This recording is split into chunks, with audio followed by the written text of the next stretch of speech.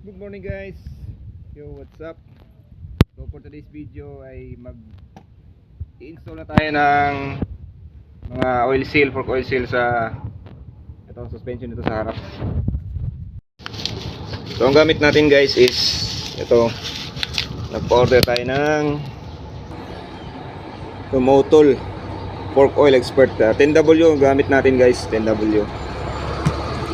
And ito na yung mga oil seal, fork oil seal. Tapos ito yung dust seal. Yung dust seal na parang pang ano to eh, CBR 400. The same lang pala. So ayan, tapos may dumating palang tools na ito. Ito yung hinihintay natin para pagkabit ng oil seal. So ang size natin na gamit is 42 by 43 42-43 mm para sa fork nito, sa inner tube.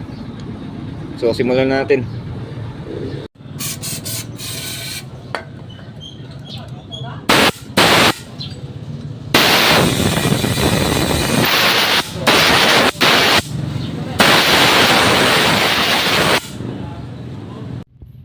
Kailangan linisin natin ng maigi guys para matanggal yung mga lumang oil at dumi.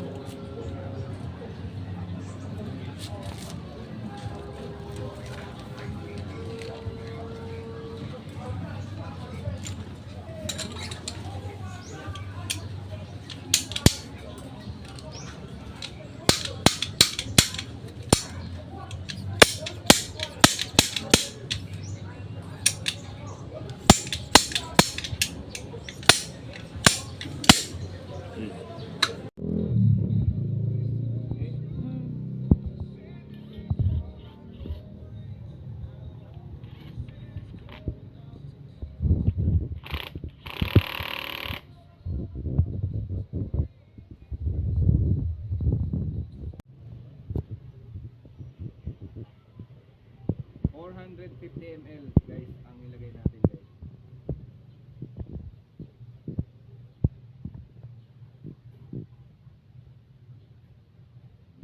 Alright. Okay. Start ka. Na?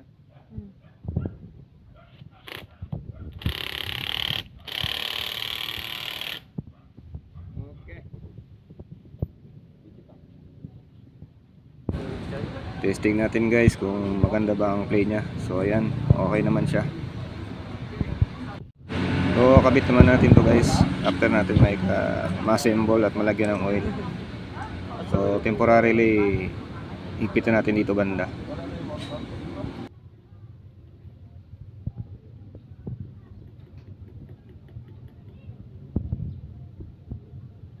Okay.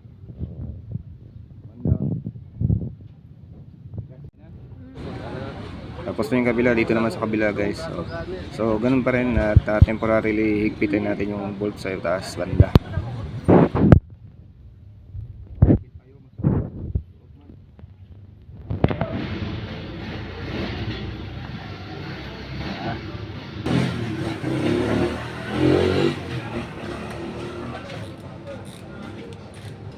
Okay.